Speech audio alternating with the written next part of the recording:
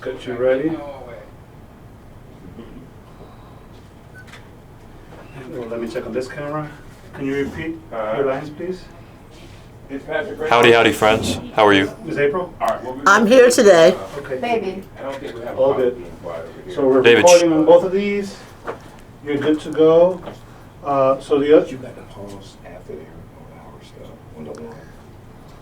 when you switch up, just let me know and I'll come in and do the next mic check for the next group. Okay. Sounds good? All right, Yes. great, thank you. So I can make sure that these microphones are working good. Okay, We great. can't have them all the way up all the If you need time. a clicker. It's rolling already. Okay. When I close the door, and come get me when you're ready for the next segment. Okay, right. cool. Go to the show. David, do you plan to stay there the entire? Okay. All right, we'll start at 3:58:45, and I'll just do an introduction. You said.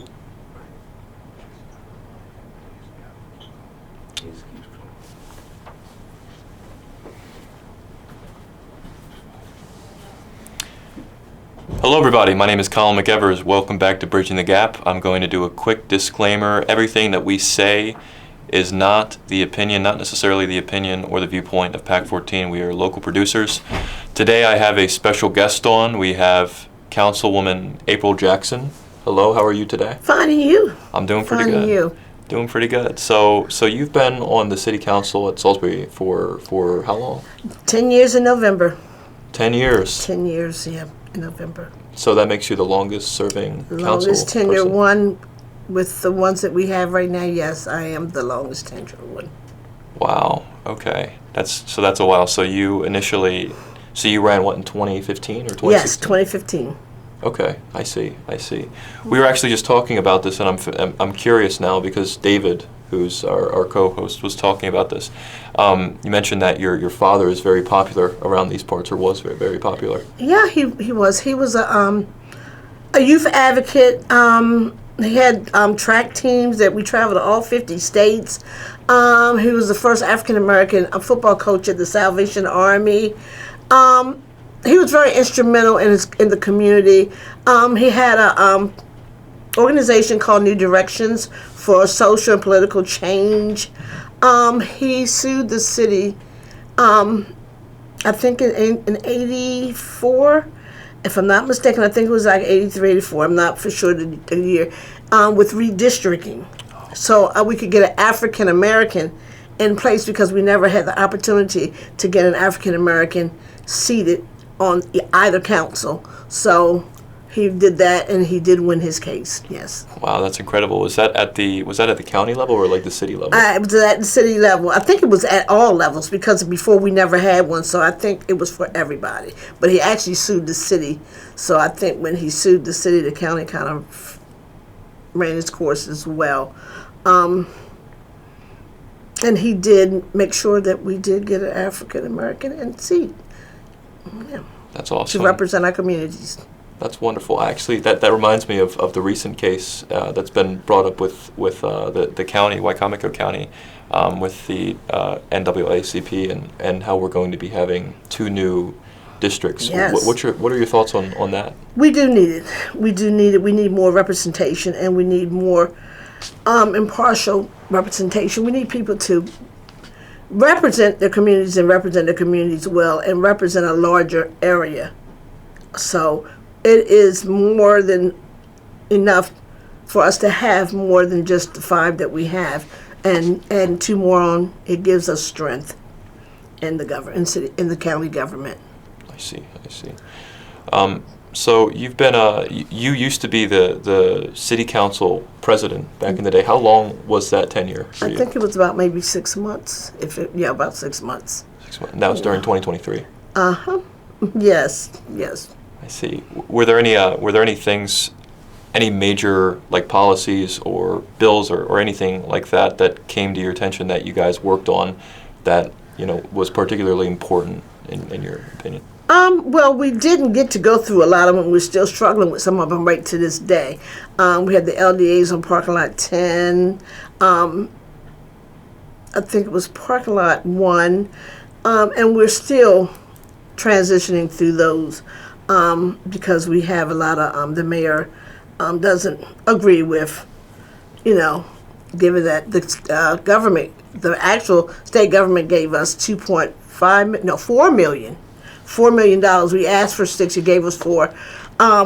And we're still trying to determine whether we're going to, I know I'm for it, just let it go. I'm just like, we're holding off government money, and then when we do need government money, we're not going to be able to get government money because we haven't even used the money that they've already given us. So I just think that, you know, and I can honestly say the mayor and I, Mayor Taylor and I get along very well. So I just want to make it plain and simple, and let's just move forward and let him, you know, have his own legacy. You know, you're doing unturning things, and it's kind of detrimental to our city. So, you know, and I know a lot of people may not agree with me, but I stand on what I believe in.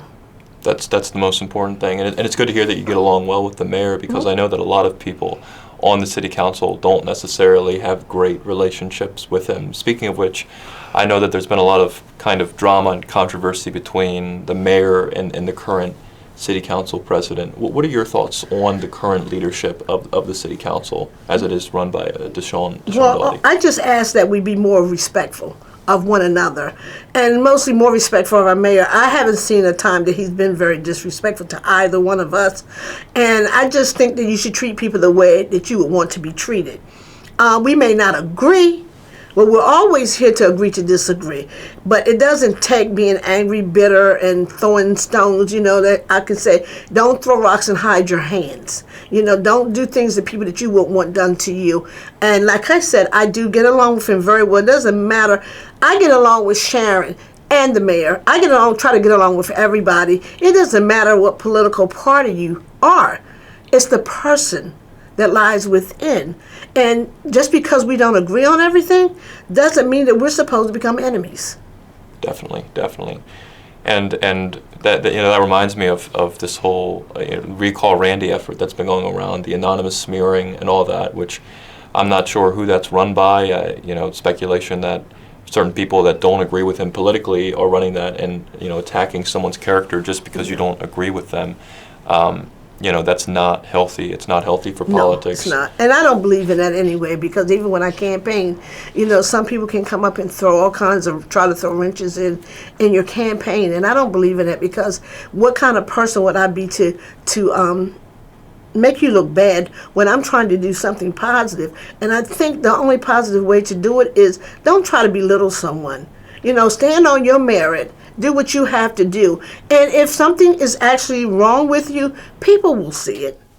You know, you just can't take and just run people down. I'm going to tell you, I don't like it. You know, even in some of our debates and forums, I just didn't believe in that, and that's not what we're here for.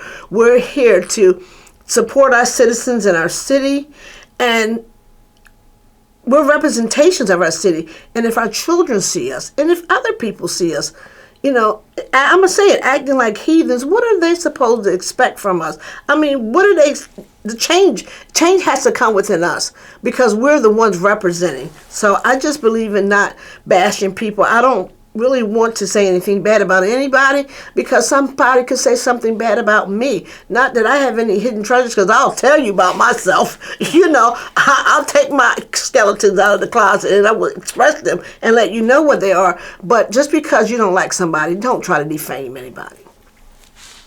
And like you said, when people see that happening, it kind of like breeds a culture of division and hate and going after people based on things that aren't really relevant to policy or anything like that. Speaking of policy and decisions and things like that, I know that there's been this big real estate issue with the city and certain developers wanting to come in and build build on the land and sweetheart deals and things like that. Is there anything that you can, like, you know, any of your thoughts relating to that, or is it like something that you can't talk about? Or well, I'll say this: I believe in having our developers here do the work in our city and in our county.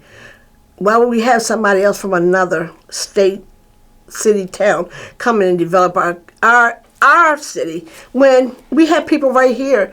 And I hear them say things, oh, they're spoiled, they get the money, they do this. It doesn't matter. If we have somebody to come from out of the state to do it, What make you think they're going to do it right?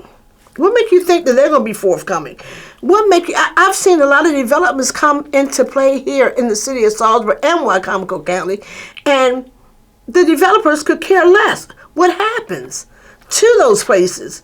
I have called one and asked them, have you been to see your development? Oh, no. I said, well, how do you own something that you don't even check on?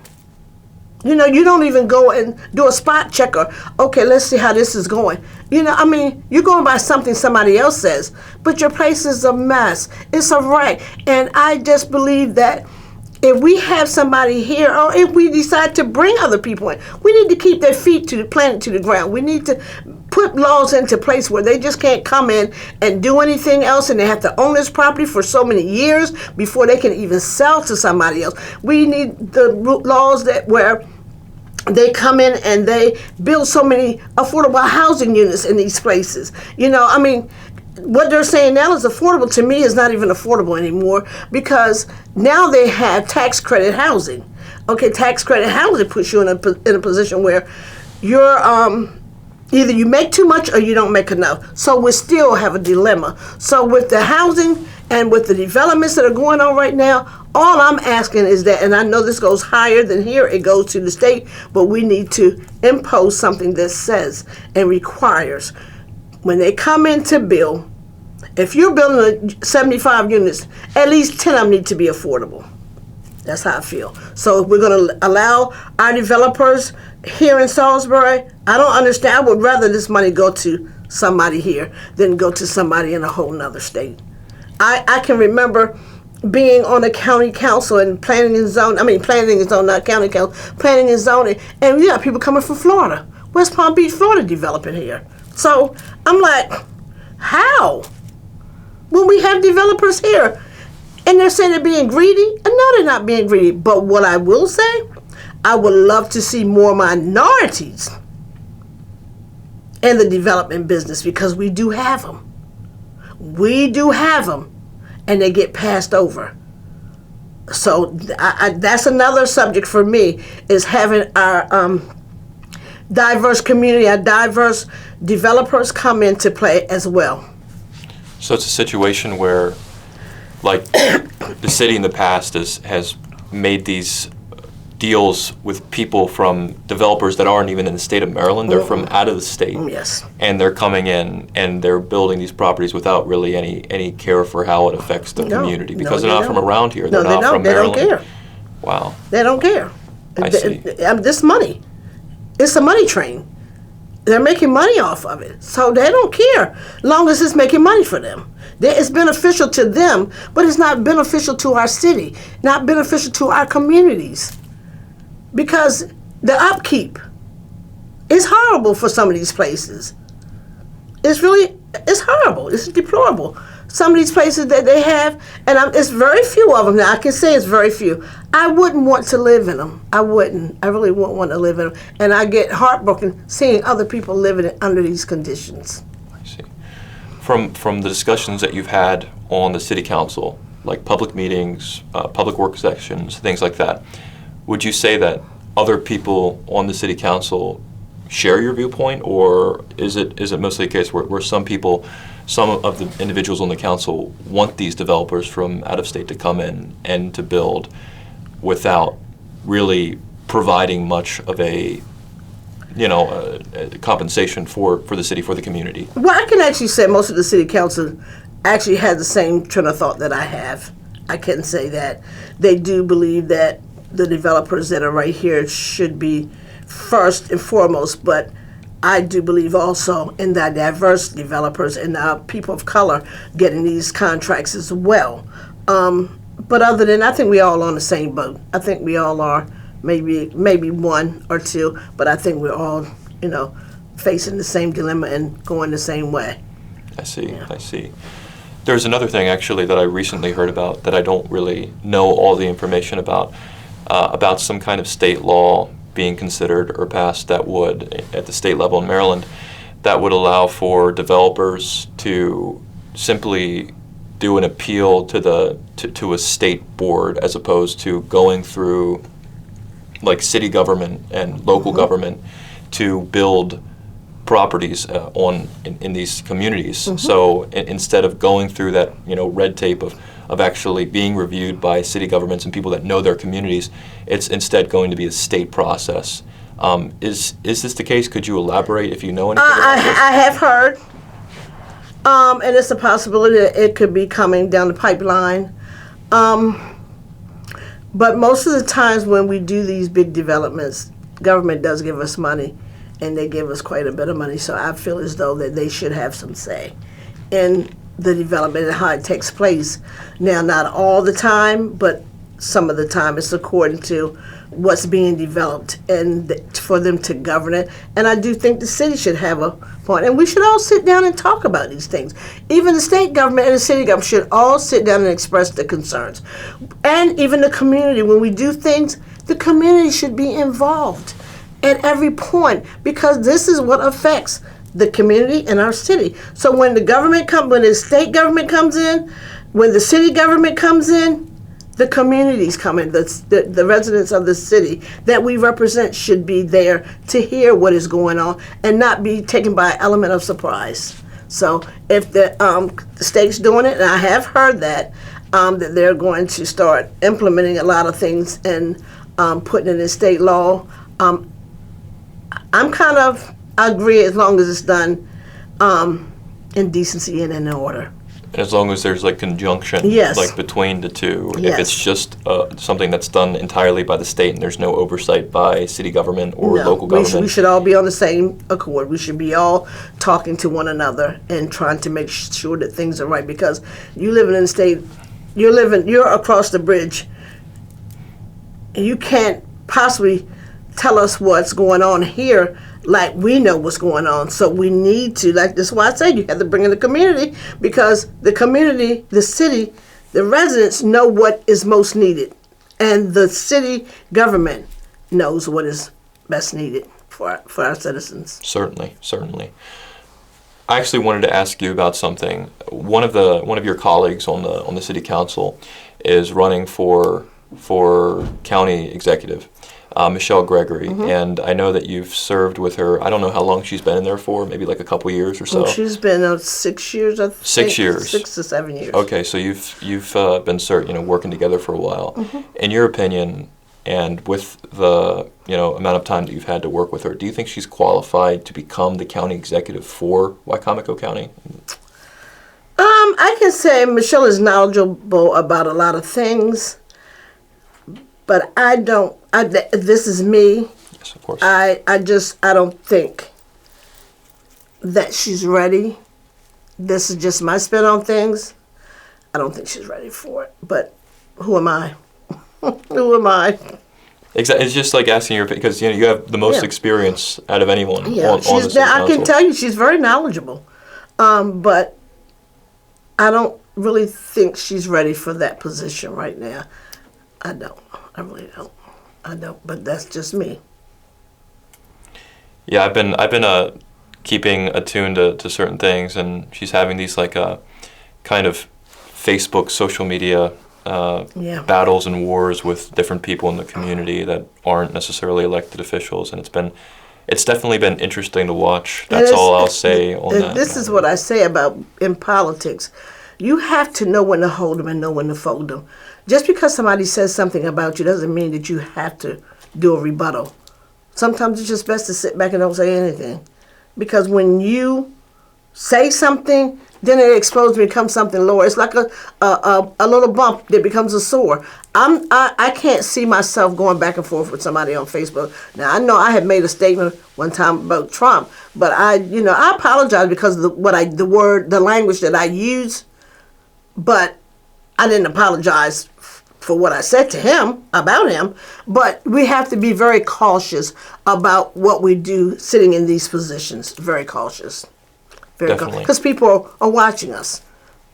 And it could impede your candidacy, because people seeing this and they're not too happy about it, Definitely, and the more power you have, the more responsibility you Yeah, have, and the more yeah. mature you should be. And people are going to come for you. People are going to Exactly. come to you. They're going to say things to you. They're going to tell you they hate. I was sitting in the city council, and the woman just reamed me up one side and down the other. Had another gentleman come in when I was the president and reamed me up and down. I just looked at him like, okay, that's your view. That's your view. I can't get mad because you feel like that. Exactly. And the last thing I'll say on Miss Gregory running is, you know, this actually, in regards to Facebook posts and social media stuff that's slightly immature, I know that there are other people at PAC 14 who, you know, criticize people on the council, city council, county council, all different forms of government. And there was a particular thing that was shared regarding, you know, relating to her. And I think it was her daughter, who's an adult, by the way. I believe her daughter is, you know, a full-grown adult, posted like a meme, like, I know how to deal with them with a person with like a gun or like a meme. And then she responded with like another meme with the person with a gun. So then people started criticizing her for that because they're like, okay, it's a joke, but it's kind of immature and there's a lot of political violence going on. And then she got butthurt because they criticized her. She was like, keep my daughter out of it. Well, her daughter is an adult. I mean, just like if my mother were going through something and she were an elected official, she's not involved in politics at all, really.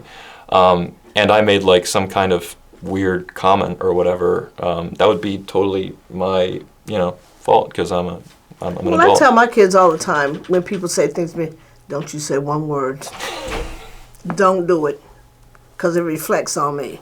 So don't do it because they want to too sometimes. They want to protect their mommy. And I understand that full-heartedly. But we have to be cautious.